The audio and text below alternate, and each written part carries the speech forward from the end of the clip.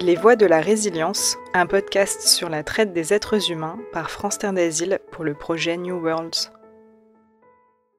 Épisode 5, vers l'autonomisation. Bienvenue dans Les Voix de la Résilience. Dans ce dernier épisode, nous allons nous pencher sur le parcours d'Anna et Grace vers l'autonomie. La première étape et la plus importante vers l'autonomie concerne l'emploi. La stabilité financière des survivantes de la traite est un rempart contre le risque de réexploitation.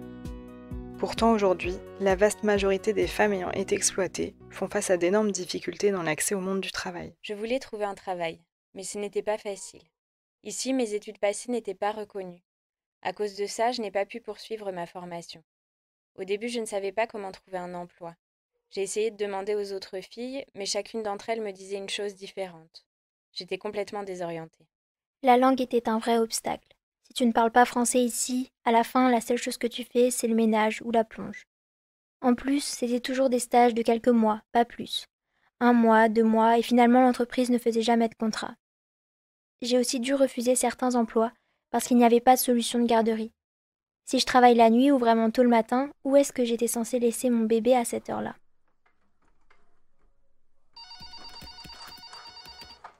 Le parcours des femmes vers l'autonomisation passe aussi par le travail difficile qu'elles ont à faire sur elles-mêmes pour ne plus se percevoir comme des victimes. Je me suis sentie incomprise à de nombreuses reprises, même avec mes proches. Parfois j'étais énervée et déprimée, et j'avais le sentiment d'être victime d'une injustice. J'avais déjà tant souffert les premières années ici, il me semblait injuste d'avoir à traverser toutes ces difficultés pour trouver un travail, pour trouver une maison. Tout était compliqué. La traite des êtres humains trouve ses racines profondes dans la précarité des victimes qu'elle crée. Pour cette raison, soutenir les victimes dans la recherche d'un emploi stable est crucial pour prévenir le risque de retomber dans l'exploitation. La création d'opportunités de travail doit passer par un processus de sensibilisation auprès des acteurs locaux concernés. Un jour, j'ai été appelée par une société de restauration. La personne qui m'a fait passer l'entretien a été très compréhensible.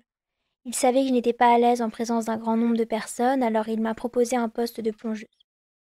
Après avoir travaillé là-bas un certain temps, j'ai commencé à me sentir de mieux en mieux avec mes collègues et ils m'ont demandé si je voulais essayer quelque chose de nouveau. Maintenant, je suis serveuse à la cafétéria de l'entreprise. Les horaires sont parfaits pour moi car je peux m'occuper de ma fille après l'école.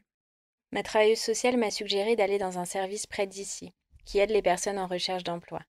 Grâce à eux, j'ai compris comment cela fonctionnait et j'ai pu postuler à quelques offres. Petit à petit, Peut-être que je vais mieux maintenant. je me sens presque comme... Une personne nouvelle ?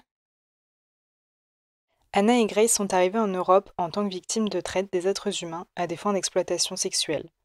C'est la forme de traite la plus répandue, mais ce n'est pas la seule. 67% des victimes de traite le sont à des fins d'exploitation sexuelle. 21% sont forcées à l'exploitation par le travail, et d'autres sont victimes de trafic d'organes, d'adoption illégale de mineurs, de mendicité forcée, de contrainte à la commission de crimes ou de délits, de mariage forcé, d'exploitation de la gestation pour autrui.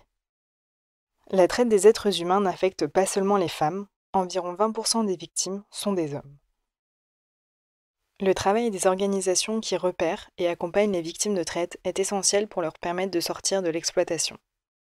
Et en même temps, il faut beaucoup de courage et de détermination de la part de ces victimes pour prendre le risque d'une rupture radicale avec leur vie passée. Je veux aider d'autres personnes. Il y avait une fille qui venait toujours parler avec moi. Elle faisait partie du même programme de protection que moi. Elle m'a beaucoup aidée et j'aimerais aujourd'hui en faire de même pour les autres.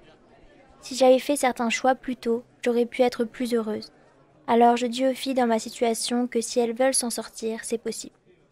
Il faut simplement se tourner vers les bonnes personnes. Par exemple, les associations de lutte contre la traite, ou encore les travailleurs sociaux, mais pas les réseaux.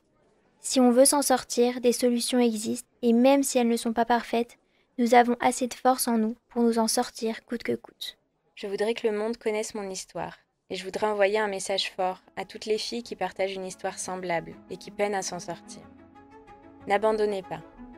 Chaque personne a le droit à une vie libre et heureuse. C'était Les Voix de la Résilience, un podcast en 5 épisodes créé par les partenaires du projet européen New Worlds et traduit en français par France Terre d'Asile, partenaire français du projet. Pour en savoir plus, rendez-vous sur notre site internet france-terre-asile.org.